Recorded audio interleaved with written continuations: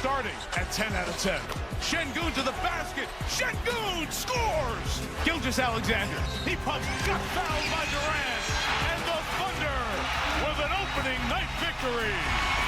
And this game living up to what we expected between two teams that believe they can compete. The trend I see is that we continue to be a terrible third quarter team.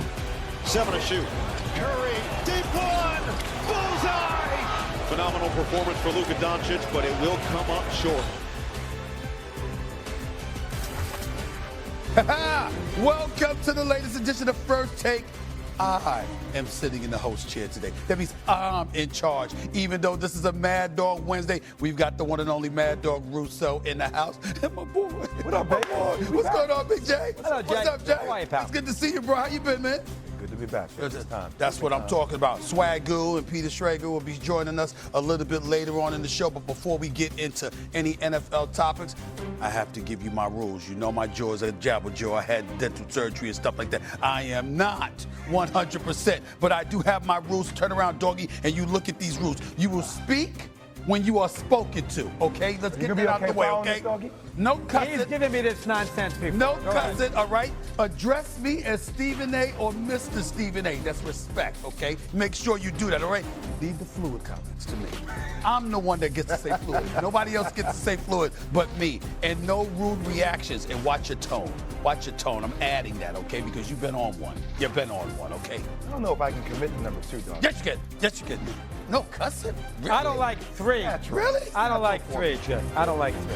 I can't call him Stevie. I can't call you Stevie. You can call me Stevie. You can call me Stevie. You can call me Stevie. Makes me feel You better. can call me Stevie. Just don't say good boy. Good man. Good man. Yeah, Good man. definitely don't say good boy. Okay, let's move He's on. warned me about that. Okay, let's get right to it. The NBA season tipped off last night, and the stars took center stage in the Warriors-Lakers matchup. Luka Doncic got off to a hot start, scoring 43 points for LA, but it wasn't enough, as the combined prowess of Jimmy Butler and the babyface assassin Steph Curry helped Golden State win the game 119-109. Not the start the Lakers were actually looking for to begin the season. According to ESPN Analytics, the Lakers have a 3% chance to win the NBA title, which ranks 11th in the NBA and 6th in the Western Conference. Jay Will, it's been a while, so we'll start off with you. What did you learn about the Lakers last night? Well, out of the 4 teams that were playing last night, they were by far the worst in the play. Like, shout out to OKC, shout out to Golden State, shout out to Houston for actually bringing aggressiveness and a style of play where you see teams are actually contending in the Western Conference. The Lakers aren't a championship team, and I think it's okay to say that. Like, watching them last night, I wrote it down, doggy. They're a mediocre team. Their offense is decent. Their defense is horrific. Now, think about this. So, Luka definitely was incredible last night. Attacking downhill, energy levels seemed high, conditioning was a thing in the offseason. Seems like he has handled that challenge, right? But when you get Luka and you take away a guy like Anthony Davis, who is the backbone of your defense, who can alter shots, allow guards to press up on the perimeter, it gave you a defensive mindset. This team now with DeAndre Ayton, there's no defensive mindset. There were multiple times, I say last night, where he was floating around the perimeter. He was getting backdoor cut. He didn't know where he was on the court defensively. They were getting beat in transition. Golden State was in there. I know I said I can't curse. It was in their ass. He was in them defensively, in their pocket, doggy, each and every possession. Jimmy Butler looked great. Jonathan Kuminga looked great. They played with a sense of urgency. I do not understand how the first game of the NBA season, J.J. Redick has his work out for him, that they did not bring any kind of tenacity to the table. And it makes me extremely concerned with everything that's on the line for this team. LeBron being out, I know their schedule is a little bit softer until he comes back until November 23rd, around that pocket. But this team has a lot of challenges. Luka will do the Luka type things that we know he can do. But this team defensively is nowhere close to being one of the top teams in the Western Conference. Well, they got murdered by Minnesota last year, so I don't know why. In fact, they're supposed to be so much better this year. When 8-8, the kid they bring in from Portland and Phoenix is their big addition in the off year. Plus, you got no LeBron, so it's going to take a little while to get going. I expect Luka, as you said. You know, everybody was yelling about him last year. A to trade, out of shape, not into it. He'll have a big year, and I think him and Reeves will be okay. They'll score. But as far as them winning in this conference, there's just too many good teams. So, 3%, that sounds about right with Houston and Oklahoma City, and obviously Golden State's going to be good. Butler's there the whole year. They're into it, fifth ring. Obviously, you got Green still sitting there. That team's going to be very good, the Warriors. And they have a chance to have a hell of a year. But the Lakers are the 5th, 6th best team in the Western Conference, and that's not going to do them a lot of good come postseason time because they're going to not get a first round. They're going to be no home court first round. They're going to have trouble getting out of the first round to make a long story. I'm going to say, Well, we know that. We know that that's definitely going to be the case because you've got OKC and Houston. Once Kyrie and Anthony Davis come back, you've got Dallas, you've got Minnesota, you've got Denver who reloaded, and now they've got some depth. So there's about 5 teams that you think about before you even think about the Lakers. Let's get that out of the way first. Having said all of that, I will say this. I believe in J.J. Redick as a coach. I think that J.J. Redick is going to be a star coach in this league for a long time to come. I really believe in him, and I really believe in his ability to make adjustments and to make them better. I think they'll get better. I don't think last night is an indication. Certain teams are your kryptonite, y'all. And I think that when you look at Golden State's ability to shoot perimeter shots, everybody can't shoot like that. Everybody can't shoot like that. And I think that's what you got to remember. Most teams are not going to cause the problems for the Lakers that a Golden State Warriors team will cause. That's how I'm looking at that. I also want to say this. LeBron with the scatter and all of that. Listen, we all know that this is the most well-conditioned athlete, one of in the history of the NBA. He takes care of himself. I'm not saying the injury isn't serious. I'm saying that I have every confidence that he'll be able to come back and do the kind of things that we know he's capable of doing, giving you his 25 a night. That offsets some of the defensive woes because of what he's going to bring you offensively as well. DeAndre Ayton seemed clueless out there. It's going to take him a while to get going because it always takes him a while to get going. And then even then he fades and boy, he comes back. He's like a roller coaster. We get all of that. In the end, I think we look at the Lakers. I think the one positive to peel out is that Luka was out there showing he's ready. Doing his thing. He's ready doing his thing. He's elite. So for him to come out there, and we all know what a stud Jimmy Butler is or what have you, and to see Luka just going at him or anybody else, you got to love that. Here's what I love about the Warriors. My only question about them is they're being undersized. That's it. When I looked at Houston, which we'll get into later, and I look at them starting 4 guys 6'11", when I look at OKC with their size, when I think about Dallas and their size, and you think about playoff basketball, you know that could potentially spell trouble. But I like what I'm seeing for the Warriors, and I'm going to say this. It's crazy that the man is old and everything like that. Man, I think Al Horford is a tremendous addition for Golden State. And here's why. He's smart. He's a champion. He defends, okay? And you can't leave him open. He'll make open shots. He'll make spot-up open shots. And that's going to help take some of the pressure off of Draymond Green, who's just a future Hall of Famer. I mean, the brother's just a brilliant basketball player, brilliant basketball mind. So when you look at Golden State and Kuminga, and their mission is to make sure that everybody is, your stars are getting 34 minutes or less. That's their mission, quietly, that nobody's getting more than 34 minutes. If they pull this off, that means other cats will have stepped up, and you'll have more confidence in them come playoff time if you're Steve Kerr. And that is what I think is going to bode well for the Golden State Warriors. I think the Lakers simply lost to a better team last night, a team that's tailor-made, that they're tailor-made for. And I think that's what you're seeing more than anything else because most teams can't do what the Golden State Warriors can do. But that's a little bit of the issue with the Lakers, though, S.A., is that